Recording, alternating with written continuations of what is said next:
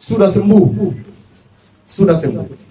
Berkali-kali saya mendengar Papa Alvin ketika menangis bersama dengan Alvin, dan bahkan beberapa keluarga berkata, sudah sembuh, sembuh nih mama emak, sembuh nih dia.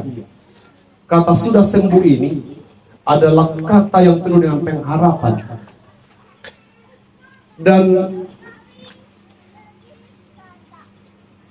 kata itu penuh dengan makna penghiburan. Kata yang tidak keluar dari bibir orang biasa, tapi kata itu pasti keluar dari bibir orang percaya. Bibir merah. Demikian Mama Alvin dikenal di kalangan teman-temannya. Bahkan di hari-hari dia sudah sakit, dia berusaha untuk terus tampil cantik.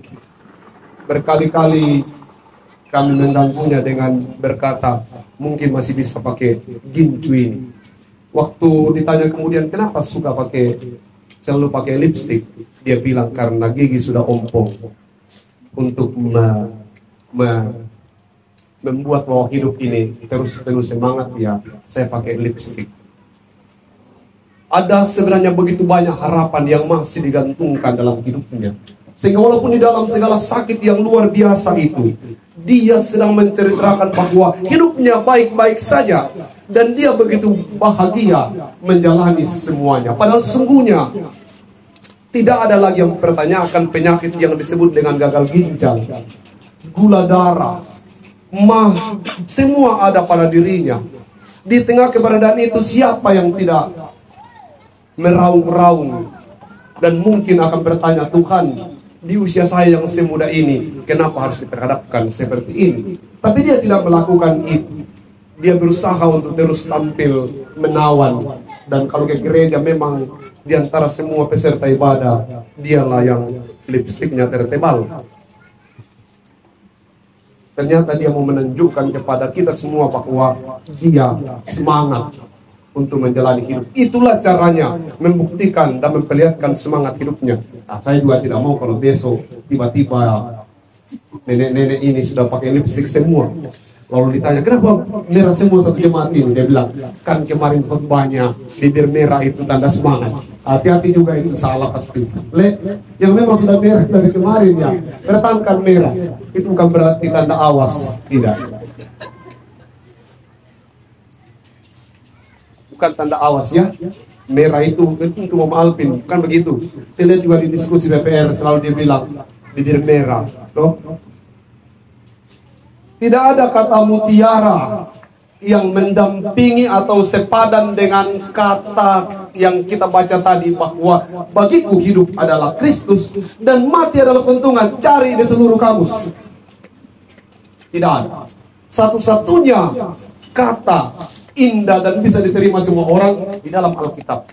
Dia bercerita bahwa kematian itu satu keuntungan. Saya mencoba men-search di Google dan saya tidak menemukan satu kata yang sepadan dengan itu, bahwa mati adalah keuntungan.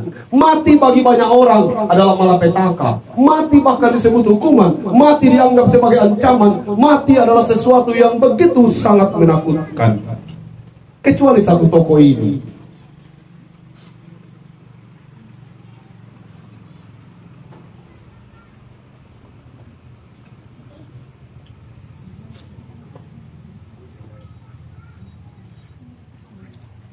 Waktu Ainun sakit, Habibie berupaya untuk mengobatinya dengan segala cara, sampai harus dibawa ke Jerman. 9 kali operasinya diupayakan. Memang ada 4 operasi pertama yang sangat serius. Operasi berikutnya itu susulan hanya untuk mempertahankan hidup. Lalu kemudian tidak ada pilihan lain, dia harus mati. Ainun itu seorang dokter, tapi dia memilih meninggalkan kedokterannya lalu pergi mengikut suaminya untuk kemudian mendampingi suaminya di Jerman. Tapi akhirnya harus mati. Waktu dia meninggal,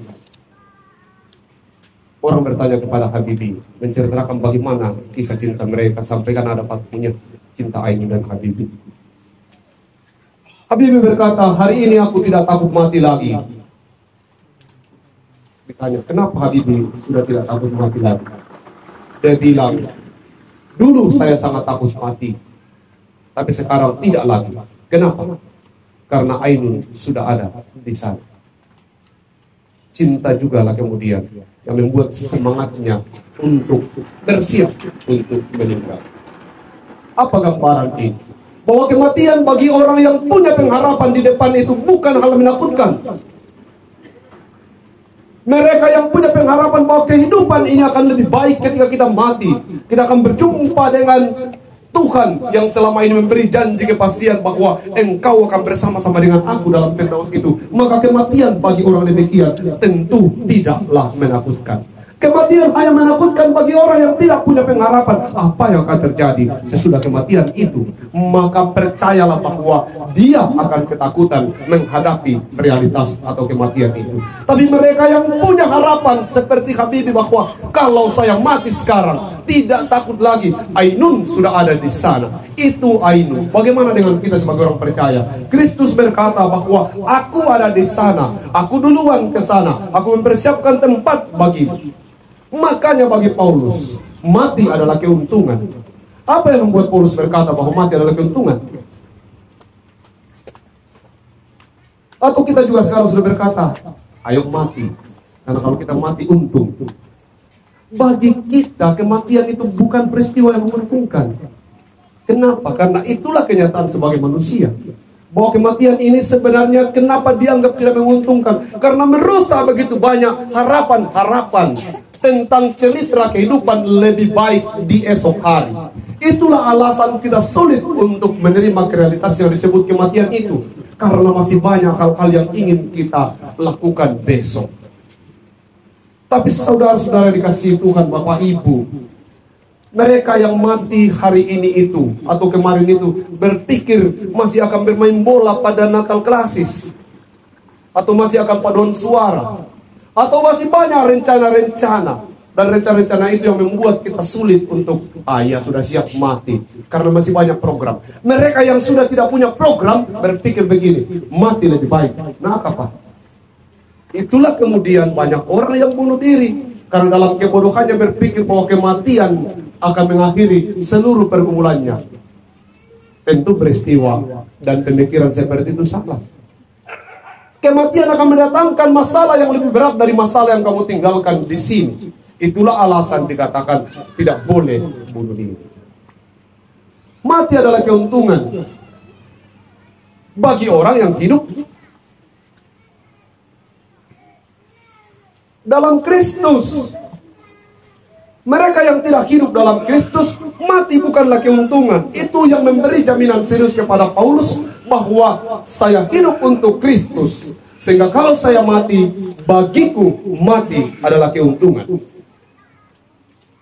Kita juga jangan sembrono melihat kematian itu. Periksa hidupmu. Apakah benar bahwa engkau hidup untuk Kristus? Kalau engkau hidup untuk Kristus, pastikan bahwa mati bagimu adalah sebuah keuntungan. Tapi jika engkau hidup untuk dunia ini, jika engkau hidup hanya untuk menyenangkan dirimu, jika engkau hidup hanya untuk mengejar harta dunia dan segala hal yang ditawarkan oleh dunia ini, jika engkau hidup berbalik arah dan sedang disesatkan, bahwa engkau mempertahankan hidup ini hanya karena ingin melihat kehidupan ekonomimu, kehidupan banyak hal ke depan itu, kehidupan dagingmu untuk kau pertahankan, maka celakalah hidupmu itu. Tapi kalau kau berkata hidupku ini adalah untuk Kristus, sehingga mati bagiku pastilah keuntungan. Seperti yang saya sampaikan tadi malam, Mama Alpin ini tidak perlu dilakukan dalam hubungannya dengan Kristus. Dia luar biasa di tengah segala